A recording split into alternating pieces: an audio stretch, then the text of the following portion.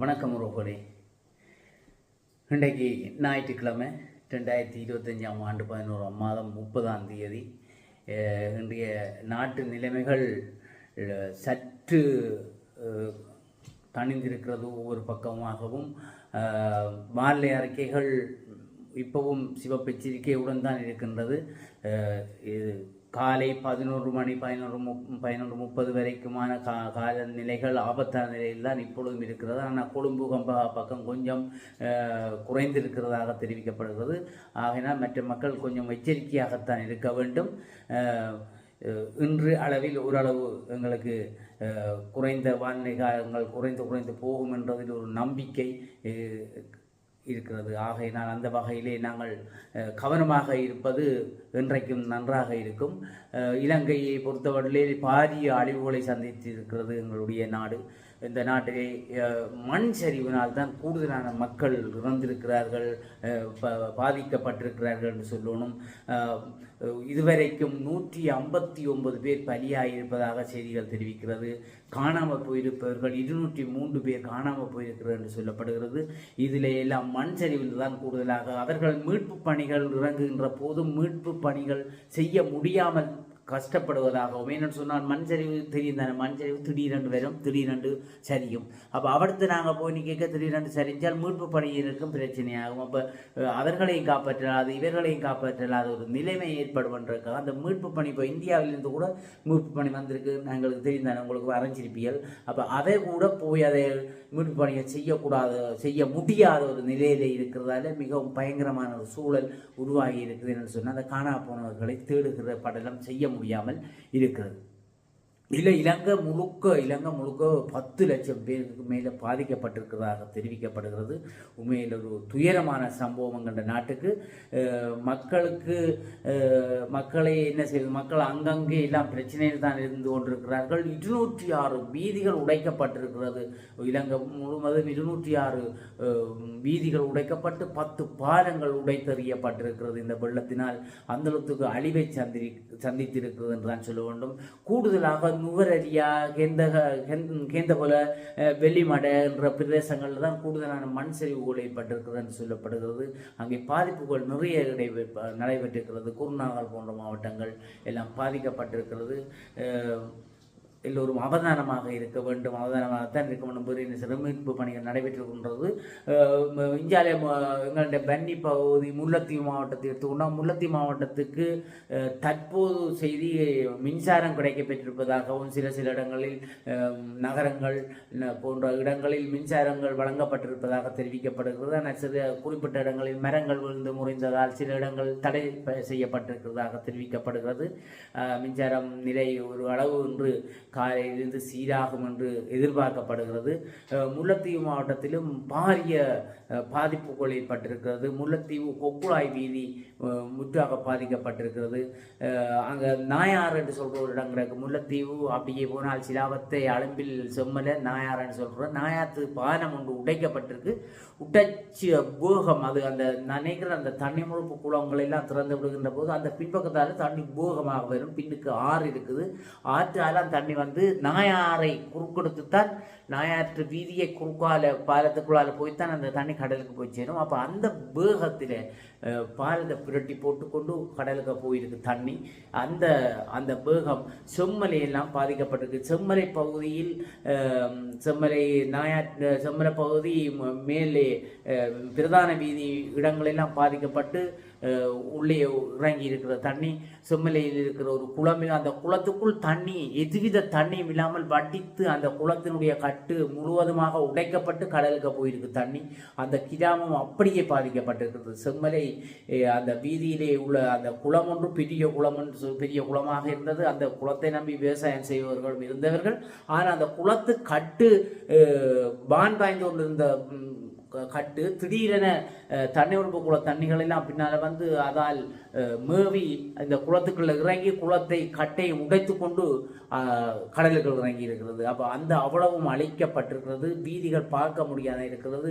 அதிலே அந்த தண்ணி பாய்ந்த இடத்தில் 10 ஆடுகளுக்கு மேல் வளர்த்து கொண்டிருந்தவருடைய ஆடுகள் 10 ஆடுகளும் அடித்து செல்லப்பட்டதாக இன்றைக்கு வரும் செய்திகள் தெரிவிக்கிறது.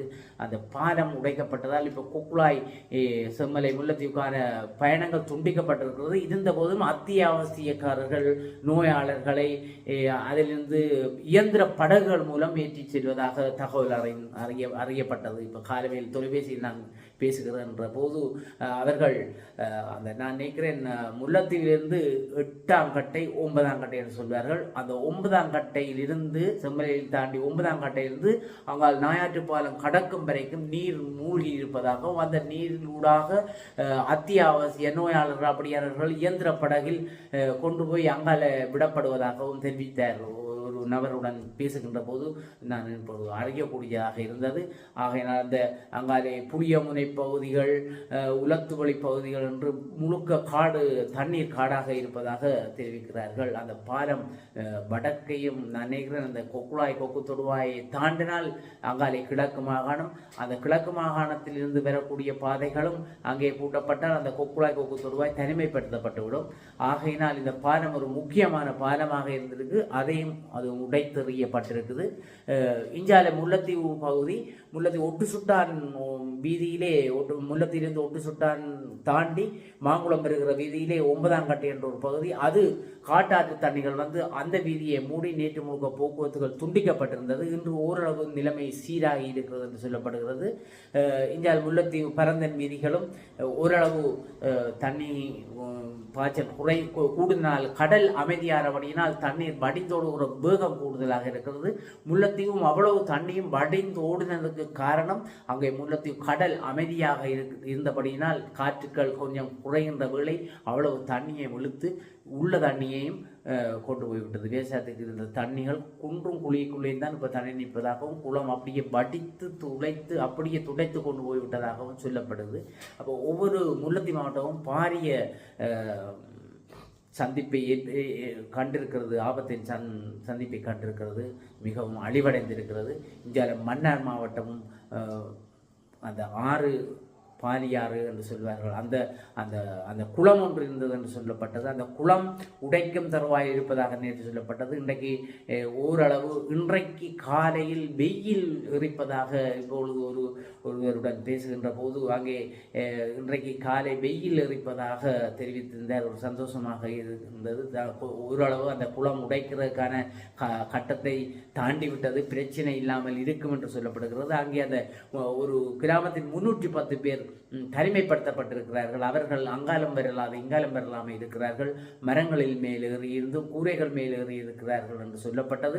நேற்று அவை என்ன செய்கிறார் என்று சொன்னால் ஹெலிகாப்டர்கள் கொண்டு வந்தும் அவர்கள் பவனியாக ஹெலிகாப்டர் நிறுத்தி வைத்திருக்கிறார்கள். நேற்று காலநிலை சூழ்நிலை சரியில்லாமல் அங்கே கொண்டு செல்ல முடியாமல் இருந்திருக்கணும். இப்போ இன்றைக்கு காலையிலே அவர்களை மீட்பதற்கான பணிகள் ஆரம்பிக்கப்பட்டிருக்கு. நிச்சயமாக அவர்கள் மீட்கப்படுவார்கள் என்ற ஒரு நம்பிக்கை பிறந்திருக்கிறது.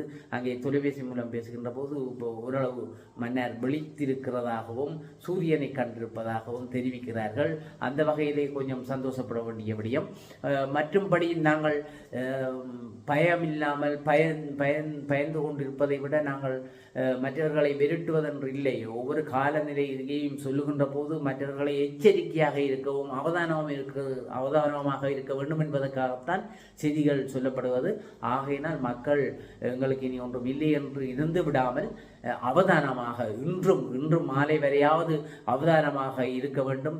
அவதானமாக இருந்தால்தான் நாங்கள் அதிலிருந்து கடந்து செல்வதற்கான ஒரு வாய்ப்பு இருக்கும்.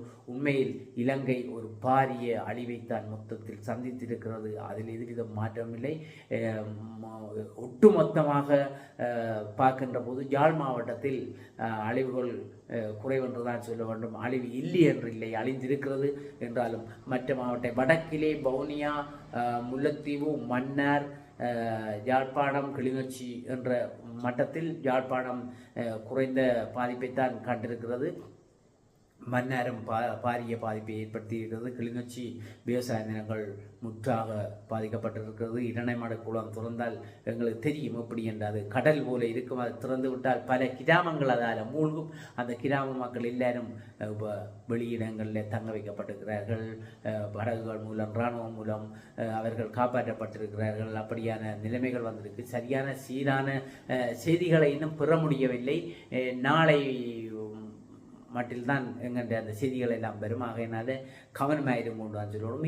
இனித்தான் சவால்கள் கூட இருக்குது. என்னென்னு சொன்னால் இனி எல்லாம் முடிஞ்ச பிறகு தான் நாங்கள் புதினம் பார்க்க போவோம். புதினம் பார்க்க போய் தான் இந்த பாதையானே அங்கே அந்த ஆற்றுக்கு நான் போட்டு வரலாம் அப்படி போட்டு போகக்கூடாது. ஏன்னு சொன்னால் உங்களுக்கு நிலம் அப்படியே நீர்மட்டம் நிலம் அப்படியே வடிவாக இருக்கும். ரோட்டு தெரியுது போட்டு போகக்கூடாது. என்னென்னு சொன்னால் சுழிச்சு தண்ணி பாயக்க சுழிச்சு குடங்குகள் எல்லாம் உருவாக்கப்பட்டிருக்கு. கிடங்கு எல்லாம் இருக்கும். பேருந்து பொத்துன்னு போய் அதுக்கு விட வேண்டி வரும். கவனமாயிருங்கோ. விளையாட்டுகளுக்கு போகாதீங்க. புதினம் பார்க்க போகாதீங்க. தயவு செய்து வீதியால் போகைக்கு அவதானமாக போங்க.